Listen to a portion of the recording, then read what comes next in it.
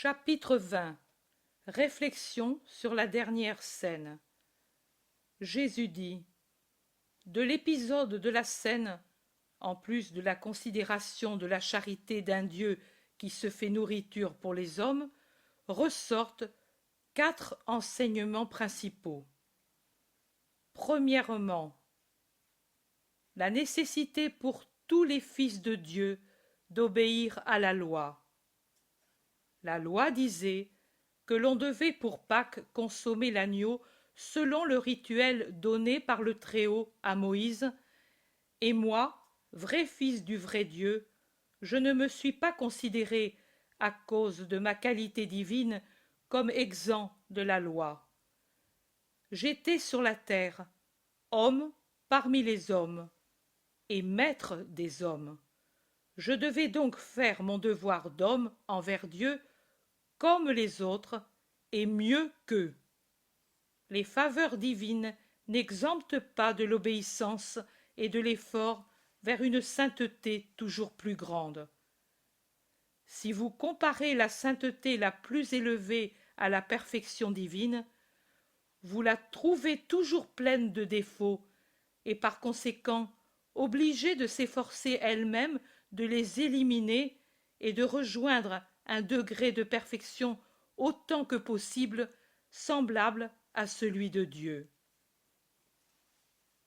Deuxièmement, la puissance de la prière de Marie. J'étais Dieu fait chair, une chair qui, pour être sans tache, possédait la force spirituelle pour dominer la chair.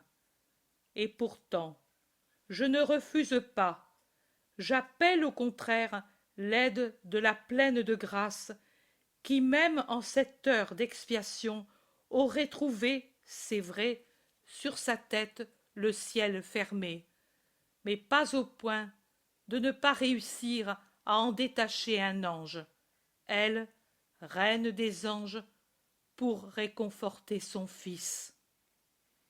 Oh non, pas pour elle, la pauvre maman.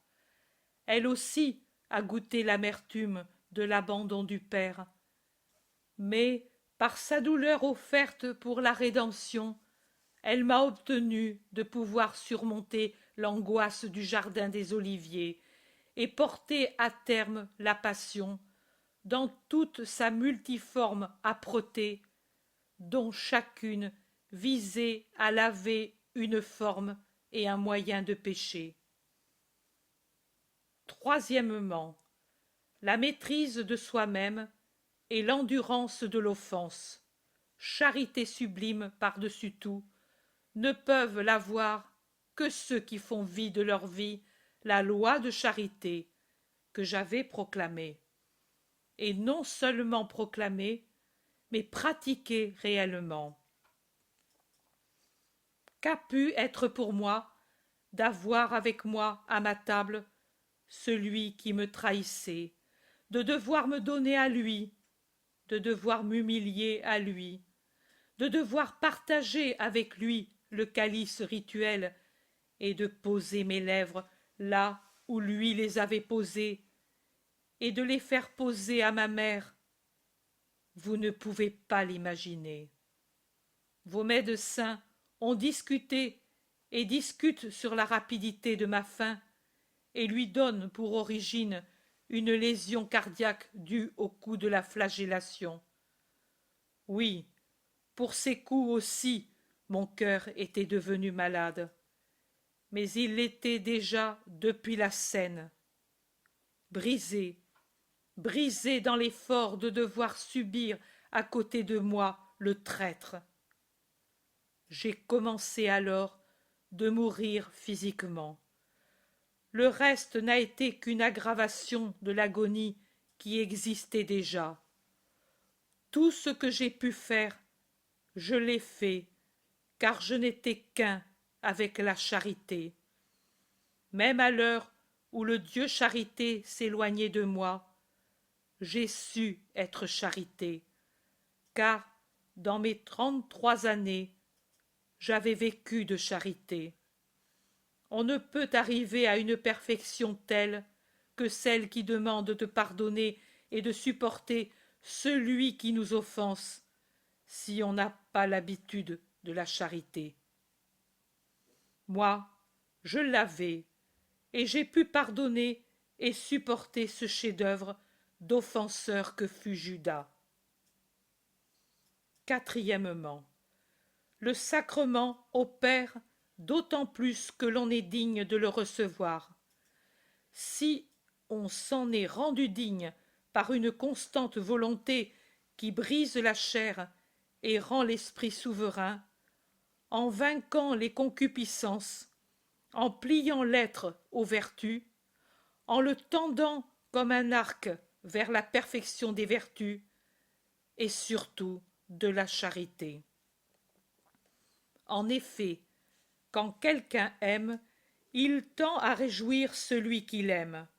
Jean, qui m'aimait comme personne, et qui était pur, eut du sacrement le maximum de transformation.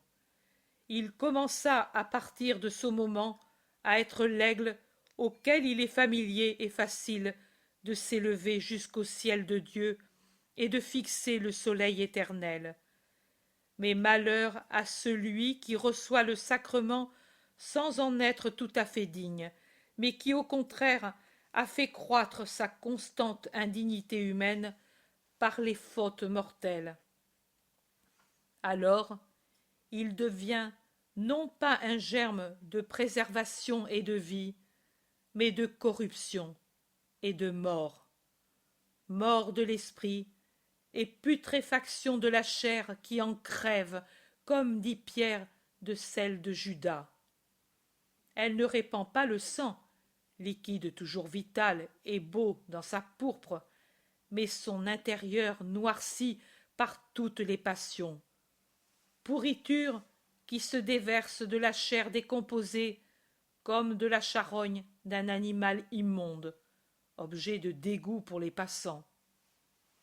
La mort de celui qui profane le sacrement est toujours la mort d'un désespéré et ne connaît donc pas le tranquille trépas propre à celui qui est en grâce, ni l'héroïque trépas de la victime qui souffre d'une manière aiguë, mais avec le regard fixé au ciel et l'âme assurée de la paix.